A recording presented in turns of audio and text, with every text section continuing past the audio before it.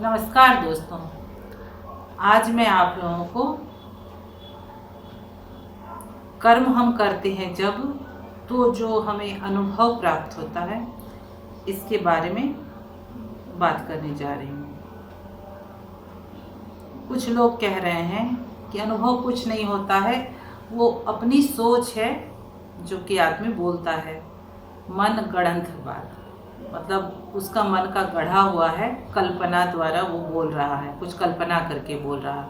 अनुभव कुछ नहीं होता है, लेकिन ये गलत बात है, क्योंकि कर्म करके, मैं गीतोक्त कर्म की बात कर रही हूँ। गीतोक्त कर्म करके जो अनुभव आपको होता है, वो जो गीतोक्त कर्म करता है वही समझ सकता है, क्योंकि उसको भी वही अनुभव प्राप्त होता है।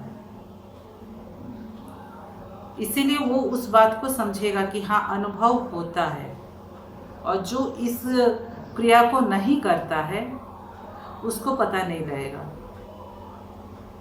अविधि पूर्वक अगर वो कोई भी अनुष्ठान करता है उसको कोई अनुभव नहीं मिलेगा, तो वो हम लोगों के अनुभव पर कटाक्ष कर ही सकता है।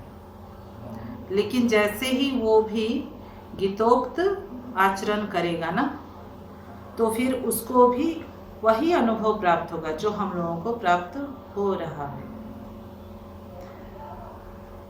अगर हमें कोई अनुभव आज तक नहीं हुआ, किसी और को हुआ है, इसका मतलब ये थोड़े ही है कि हमें अनुभव नहीं हुआ, क्योंकि हमने कोई क्रिया की ही नहीं, हमें अनुभव नहीं हुआ।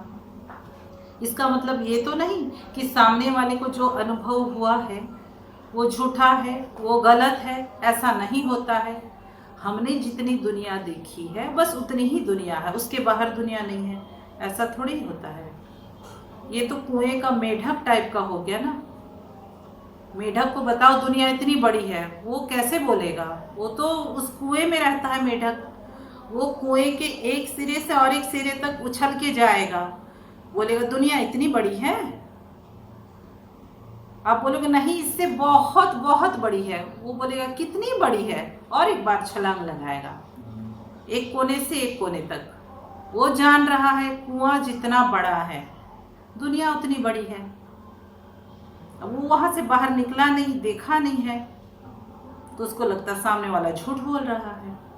इसीलिए ऐसा सोचना, ऐसा बोलना, ऐसा भ्रमपूर्ण बातों को फैलाना गलत बात है। जो इस रास्ते पे चलना चाहते हैं वो पीछे हट जाएंगे, हतोत्साहित होंगे। तो कम से कम उन लोगों को जो चलना चाहते हैं, अभी चलना शुरू नहीं किया है लेकिन मन बना रहे हैं कि हम भी गीतोक्त कर्म करेंगे, उनको इस तरीके से हतोत्साहित ना करें। आप चलें चाहे मत चलें, लेकिन इस तरीके से लोगों को निरुत्साह ना करें। उनको चलने दीजिए, पाने दीजिए। आप चलेंगे तब तो जानेंगे। आप तो अभी घर से निकले ही नहीं हैं।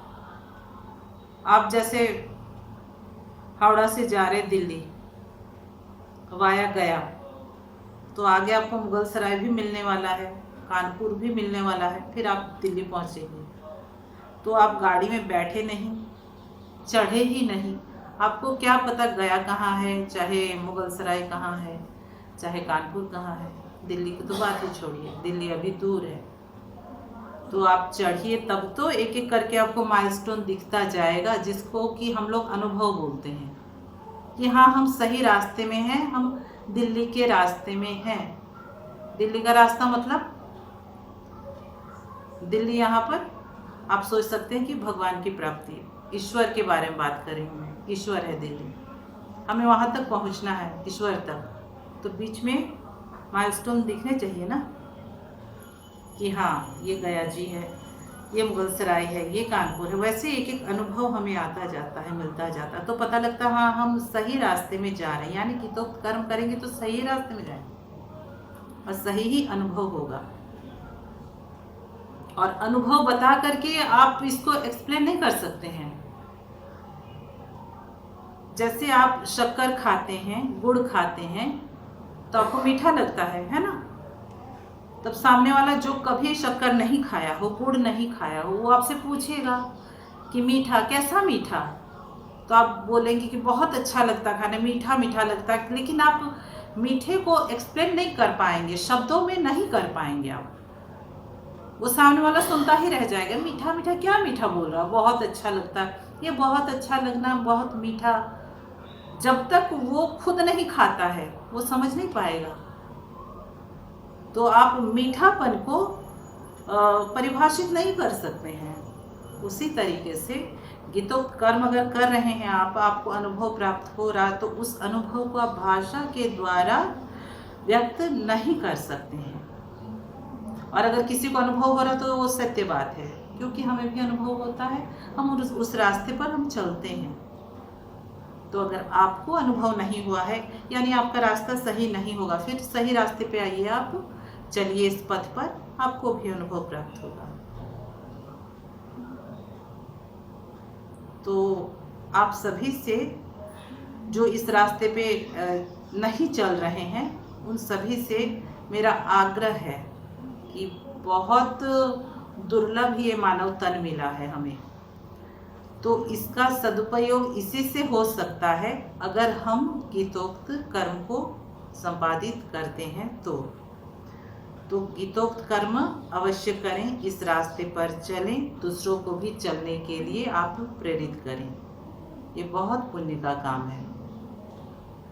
आज के लिए इतना ही, धन्यवाद।